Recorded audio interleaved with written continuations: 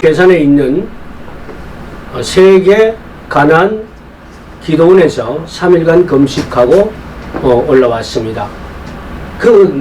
내려갈 때 왜 거기서 내려갔냐면은 포항에 있는 짐들이 자주 가지 않고 관리를 안 해놨더니 그 책들이 젖어가지고 막 폐기가 될 정도가 됐어요.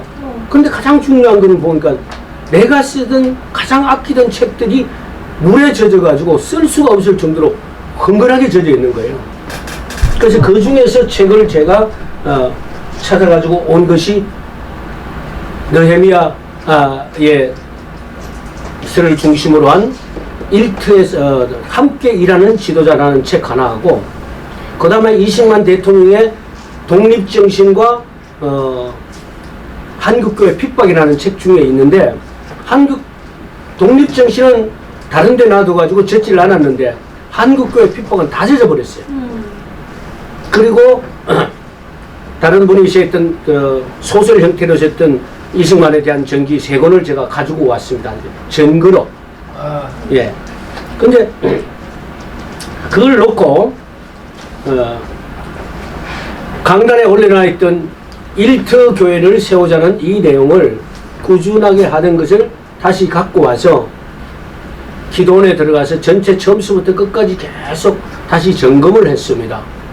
머리하고 느헤미야서에 있는 말씀과 연결해가지고 전체를 어떻게 연결할 것이냐를 정리를 했습니다. 오늘 말씀은 느헤미야서 1장 4절과 5절을 낭독하겠습니다. 내가 이 말을 듣고 앉아서 울고 수일 동안 슬퍼하며 하늘의 하나님 앞에 금식하며 기도하여 이르되, 하늘의 하나님 여호와 크고 두려우신 하나님이여, 주를 사랑하고 주의 계명을 지키는 자에게 언약을 지키며 국류를 베풀어 주시는 주여 간구하나이다. 이 내용은 술관원으로 있던 느헤미야가 동족의 아픔과 거무러진 예루살렘 성의 얘기를 듣고 주님 앞에 통곡하며 민족을 위하여, 나라를 위하여, 빼앗긴 나라를 위하여 기도하기 시작합니다. 이 기도를 할 때에 느헤미야가 먼저 기도하고, 그냥 기도만 한 것이 아니라 기도하면서 왕에게 고할 기회가 올 걸 대비해서 철저하게 기획을 합니다. 계획을 세웁니다. 그 계획서가 일터교회라고 하는 부분을 저는 계속 2009년부터 10년이 넘도록 15년이 넘도록 일터교회라는 컨셉을 가지고 기획해왔던 서류를 꺼냈습니다. 그리고 일터교회를 시작한다고 했을 때에 바로 어떤 어려움과 고난이 올 것이라는 것을 예견했습니다.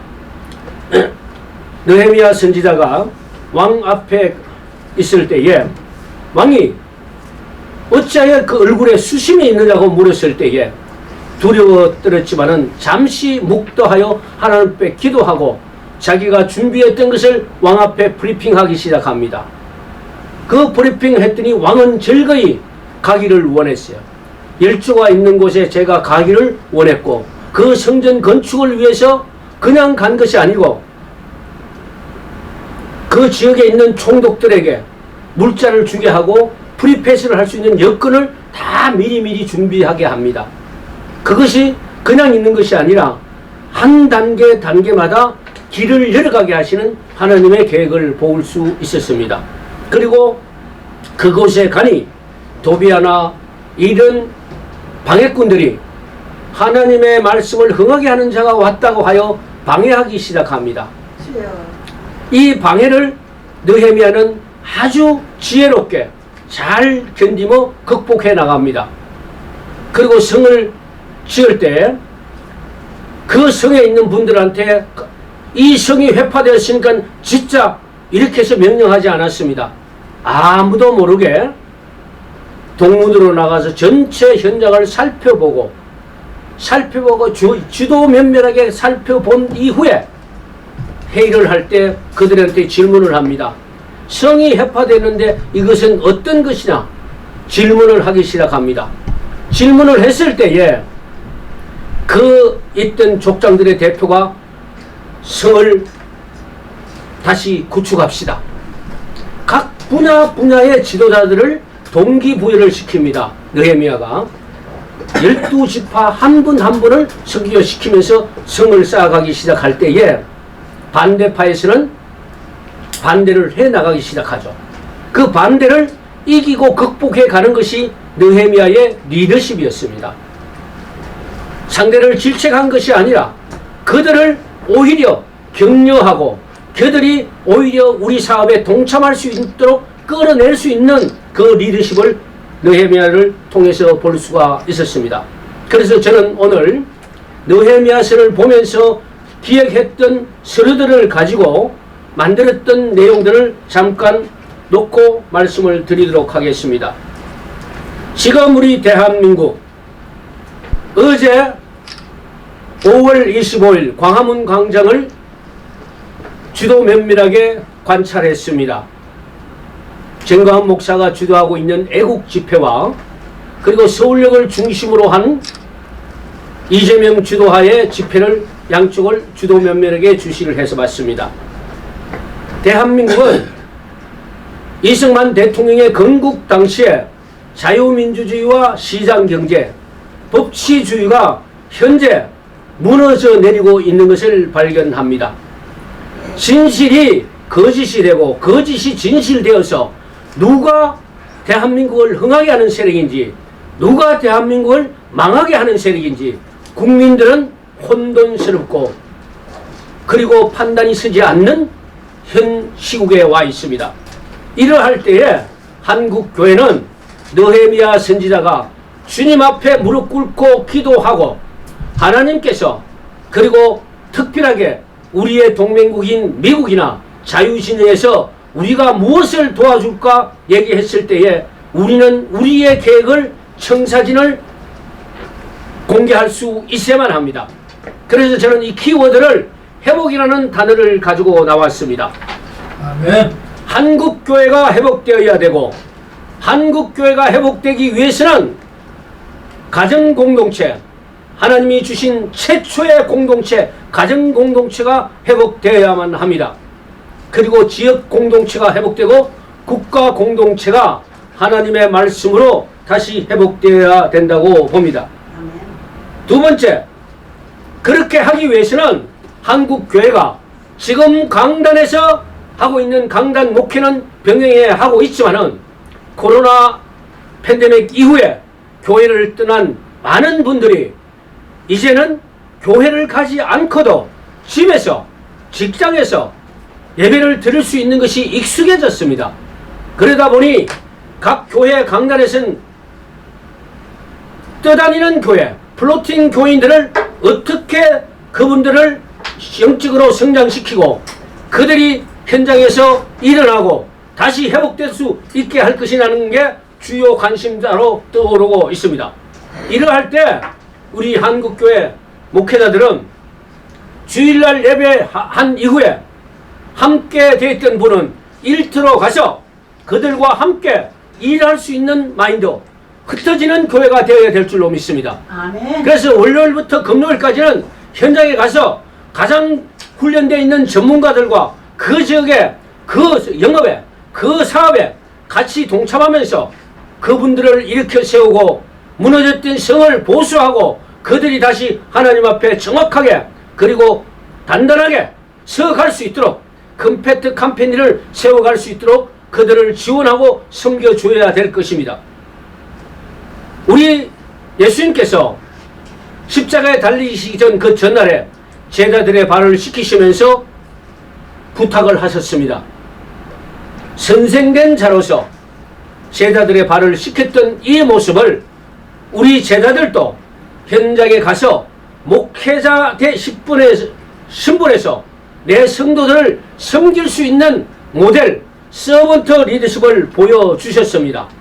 그래서 우리 한국교회 목회자들은 현장에 나가서 그들을 도우고 그들을 회복시키고 그들이 하나님의 말씀으로 다시 일어설 수 있는 그런 동기부여를 하나님의 말씀으로 진행되어야 될 줄로 믿습니다. 아멘. 그러게 하기 위해서는 어떠한 말씀을 중심적으로 할 것이냐 저는 말씀을 뽑아봤습니다. 이사야 62장 10절에 있는 말씀을 적어보았습니다. 이사야 62장 10절을 낭독하겠습니다.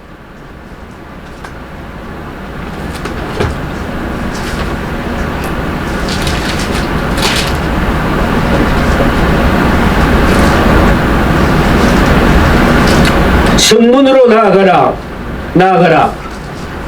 백성의 올 길을 닦으라. 큰 길을 수축하라. 도를 제하라. 만민을 위하여 기치를 들라. 만민을 위하여 깃발을 들라는 겁니다. 리프트 더 배너입니다. 우리 목회자들이 현장으로 나가서 우리 믿음의 성도들과 함께 믿음의 깃발을 들고, 자, 우리 사회가, 우리나라가, 우리 대한민국이 어렵고 힘드는 과정에 있다 할지라도 반드시 대한민국은 지켜진다. 현장을 지키고 현장은 하나님의 말씀으로 다시 부흥을 시키자. 이런 말씀을 얻고 그들을 섬기는 자세가 되어질 때 우리 한국교회는 새로운 부흥이 일어날 것이며 각 지역에 있는 로컬 처치, 각 교회들은 다시 일어날 수 있으리라고 생각합니다. 그리고 같이 일어나는 성도들은 어떤 말씀으로 일어나야 될 것인가? 이사야 62장 10절에 있는 말씀하고 대상 22장 16절에 있는 말씀은 다윗이 솔로몬 성전을 건축하려고 할 때 하나님께서는 다윗에게 피를 많이 흘렸으니 다윗은 성전을 건축 못하게 하고 그 아들 후대 솔로몬이 건축하도록 합니다. 그래서 솔로몬한테 다윗은 부탁을 합니다. 하나의 권면입니다. 역대상 22장 16절에 금과 은과 녹과 철이 무수하니 너는 일어나 일하라. 여호와께서 너와 함께 계실지로다. 즉 다시 말씀드리면 아날로그 시대에서 디지털로 변했습니다. 지금 우리 세대들은 아날로그 시대, 우리 시대에 있던 직종이 일하는 자리가 점점 없어지고 있지만은 젊은 세대, 다음 세대들은 이 일을 이어갈 다음 세대들은 디지털과 미디어를 통한 정보통신을 통한 새로운 일자리를 만들기를 원하고 계셨습니다. 바로 그가 현재 금, 은, 철, 녹 바로 이런 원자재가 무수하니 그러니까 인터넷과 IoT, 인공지능, 3D 컴퓨터 그리고 챗 GPT 이런 무수한 새로운 신기술에 의해서 직종을 개발할 수 있고 그 직종을 연구할 수 있고 그 다음에 주변에 많은 사람들의 일자리를 창출할 수 있는 모든 것들이 다 지금 와있다. 가장 중요한 것은 TV에서 보던 것이 인터넷 스마트폰에 들어갔고 인터넷에 스마트폰에 들어갔어요. 그래서 이 인터넷 하나가 있으면은 모든 세계의 정보를 벌고 사업 정보를 여기서 보고 내 인권, 물권, 영권이 여기서 다 연결되는 하나의 중요한 도구입니다. 그래서 우리 어르신들은 60대, 70대는 그냥 전화만 사용하는 줄 알고 있는데 이것이 가장 유용한 1급 국제 비서입니다. 통역도 해줍니다. 그리고 가장 중요한 정보, 사업 정보도 다 알려줍니다. 여기서 챗 GPT를 통해서 질문만 잘하면 그걸 프롬프트라고 그럽니다. 질문만 잘하면 모든 정보를 다 알려주기 시작합니다. 그리고 목사님들이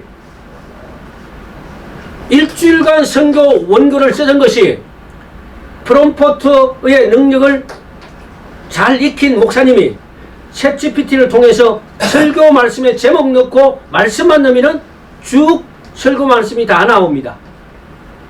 그리고 설교 말씀만 나올 뿐만 아니고 파워포인트도 만들어주고 그림도 그려주고 인물도 그려주고 그림도 그려줍니다. 자, 이러한 시대에 우리 목회자들은 무엇을 해야 될 것이냐? 이 인공지능은 단점이 하나 있습니다. 창조 능력이 아니라 기존의 인터넷이나 전 세계에 있는 정보를 모아서 집합하고 모집하고 다시 재가공하는 능력은 있습니다. 그런데 정확하고 진실된 정보가 많으면은 선포되는 얘기가 진실이지만은 가짜 정보가 많고 왜곡된 정보가 많다면은 그걸 진짜인 줄 알고 갖고 와가지고 그걸 선포하게 만드는 자료로 씁니다. 그랬을 때에 우리 깨어있는 영적 지도자 목회자님은 챗GPT가 갖고 왔던 그 자료를 보고 이거는 아니야, 이건 잘못됐어, 이건 하나님의 말씀에 어긋나, 성경 말씀에 비추어서 아니는 건 아니라고 체크할 수 있을 정도의 영역과 깨어남 있는 영적 지도자가 되어셔야 된다는 겁니다. 그런데 세상이 놀란 거는 챗GPT가 사상적으로 수필이 잘 못 쓸 거라고 했는데 급속도로 발전돼서 수필도 쓰기 시작해요. 자기들끼리 정보를 교환해서 진화를 해요.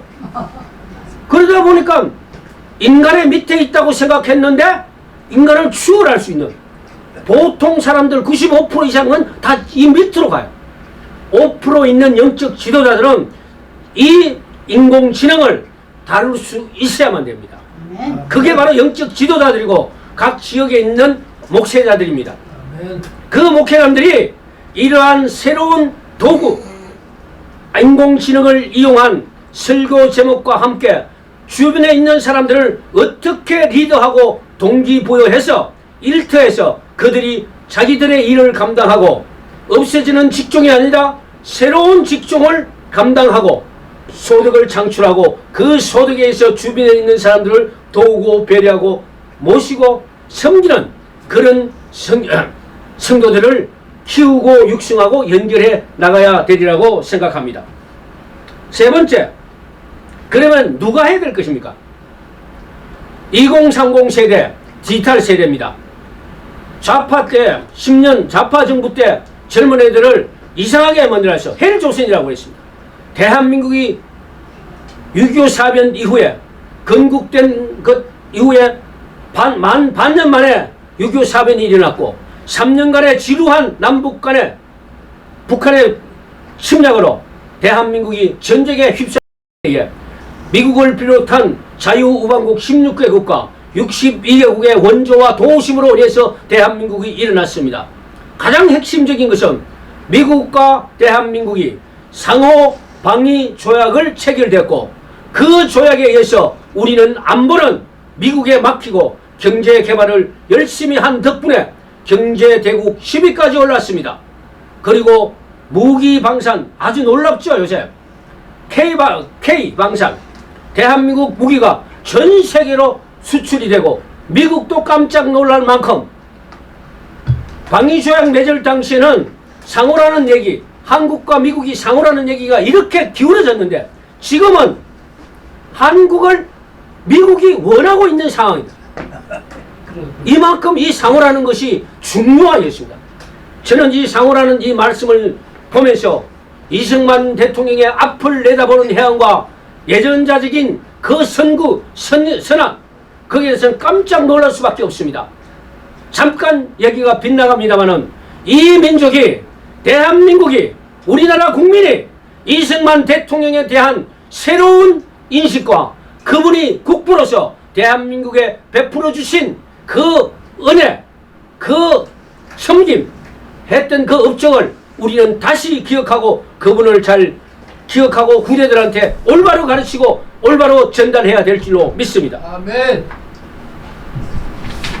그러면 우리 세대들, 2030 세대들, 헬조선이라고 했던 그 세대들이 이제는 대한민국에 가장 잘 사는 나라, 가장 자부심 있는 나라, 그리고 문화와 그리고 K컬처, K문화 이걸 갖고 전 세계로 나갈 수 있다는 희망을 가지고 나갈 수 있어야 돼요. 국내는 좁아요.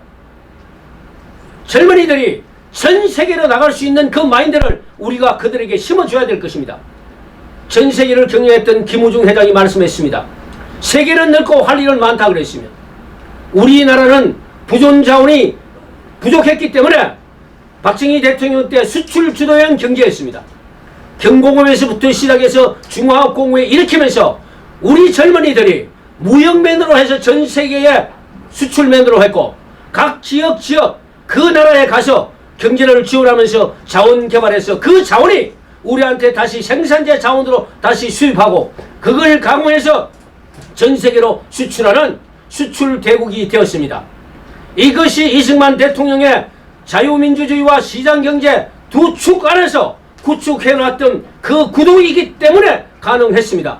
그리고 박정희 대통령의 강력한 리더십에 의해서 군 엘리트들이 각 조직을 체계적으로 조직적으로 리더해 갔기 때문에 그 짧은 그 기간 18년이라는 그 시간 동안에 세계가 놀랄만한 경제성장을 이루어왔던 것은 사실입니다. 아멘. 그러나 그 혜택을 받고 있는 이상한 사람들이 자기들의 자녀들은 외국 보내면서 자기들은 이 대한민국을 계속 깎아내리는 그 세력들이 있다는 것입니다. 대한민국 체제전쟁이라고 하는 이주천 교수님께서 잠깐 얘기했던 게 있었습니다. 젊은 사람들에게 두 가지 질문을 했습니다. 당신이 진보면은 오른쪽, 왼쪽, 보수면 오른쪽 이렇게 세우니까 보수보다 진보가 많다라는 얘기입니다. 젊은들이. 그래서 다시 질문을 했습니다. 자, 진보라는 얘기가 무엇이냐? 진보는 앞으로 나가기 발전해 가는 거기 때문에 저는 이쪽에 섰습니다. 자, 그러면 그 진보라고 했던 그 줄에 있는 사람에게 묻겠습니다. 대한민국을 망하게 하는 세력을 줄에 설 거냐? 대한민국을 흥하게 하는 세력에 줄을 설 것이냐? 다시 질문을 하니까 진보세라고 줄 섰던 사람들이 다 흥하게 하는 세력에 줄을 섰지 망하게 하는 세력에 서지 않았다는 얘기입니다. 여기서는 즉 다시 말씀드리면 공산주의 사회주의자들은 언어 전술을 잘 씁니다. 언어를 선점해서 젊은이들에게 진보라는 개념, 눈에 껍데기만 보이는 진보라는 얘기, 자유라는 껍데기를 덮어 씌워서 저들이 주장하는 것은 우리는 자유민주주의지만은 저들은 민중민주주의, 이상한 방법으로 젊은이를 진보로 보놓고 교육을 시키고 세뇌를 시켰던 것입니다.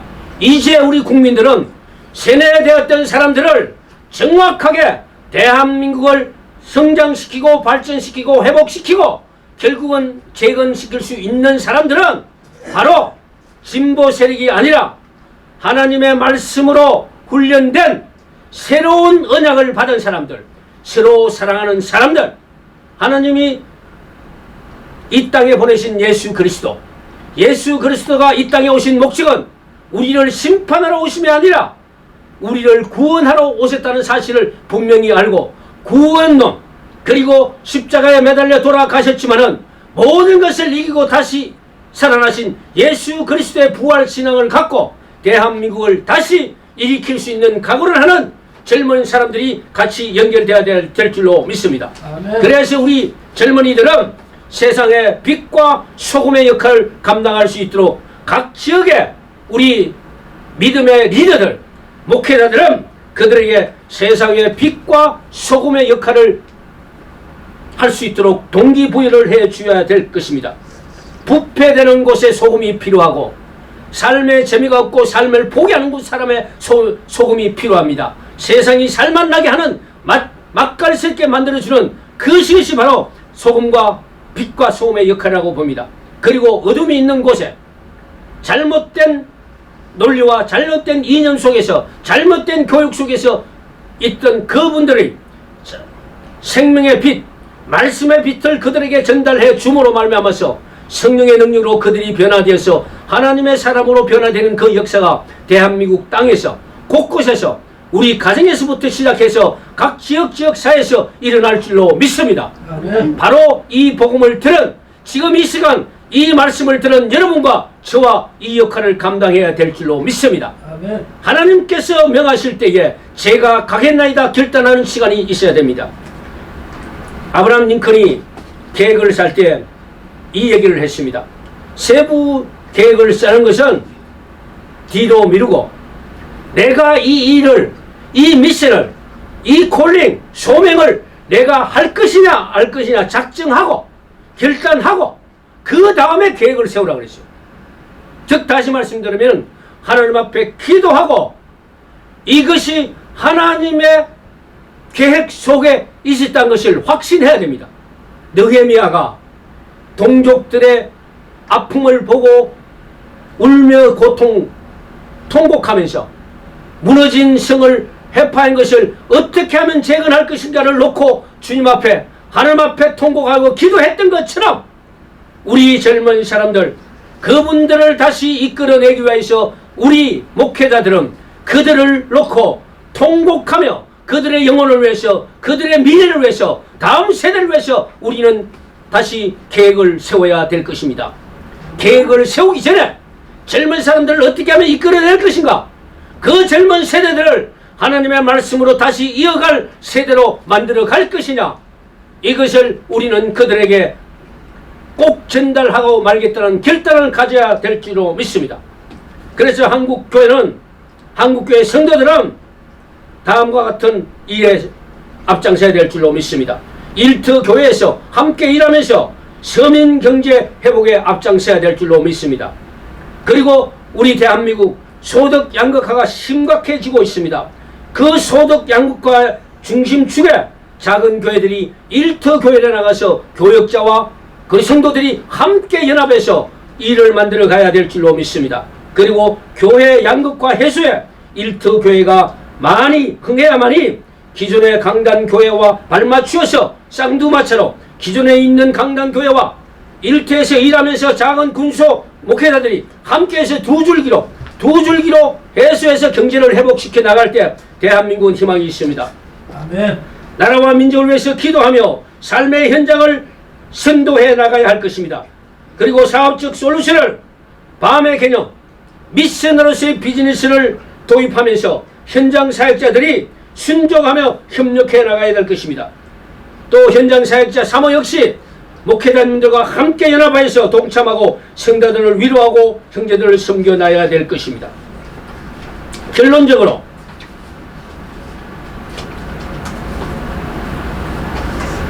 어떻게 하면 우리가 가족 중심의 일터교회를 만들어갈 것이냐를 결론적으로 말씀을 드리겠습니다. 하나님이 일하시는 기업 만들기입니다.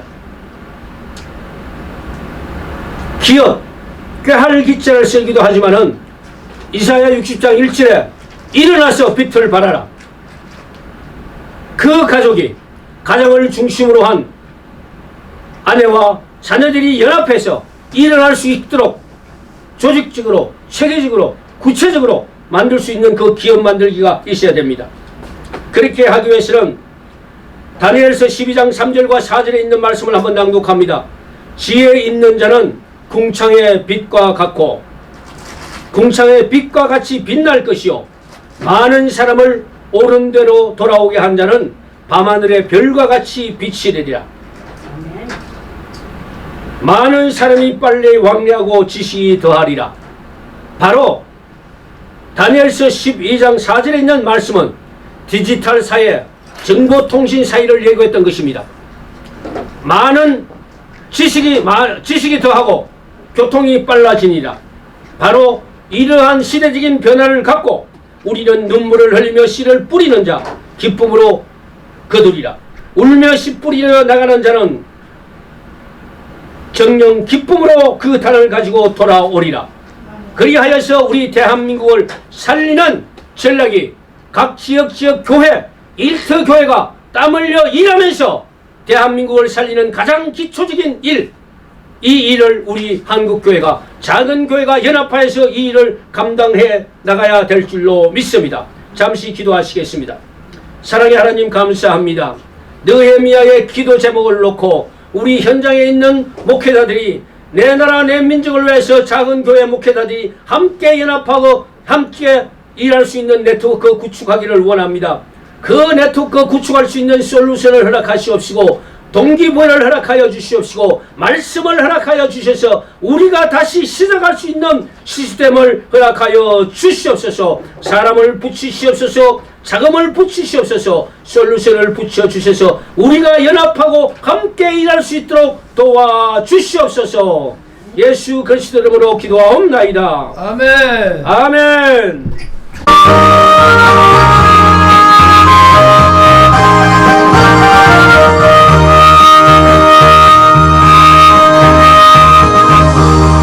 높은 길을 밝은 태양 오르듯이 난 그저 하늘이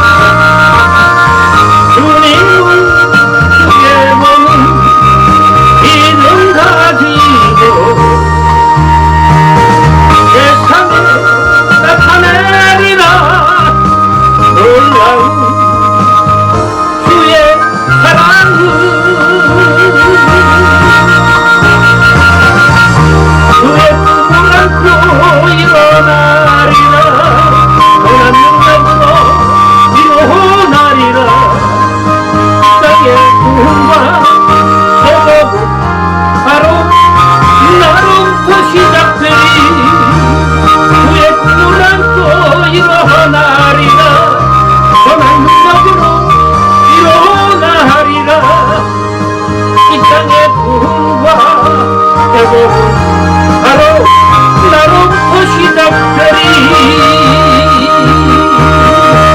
나로부터시다 별이.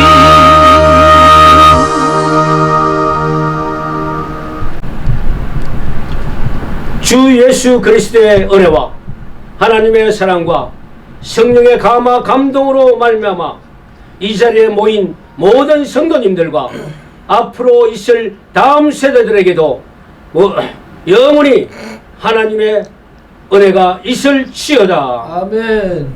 아멘. 아멘.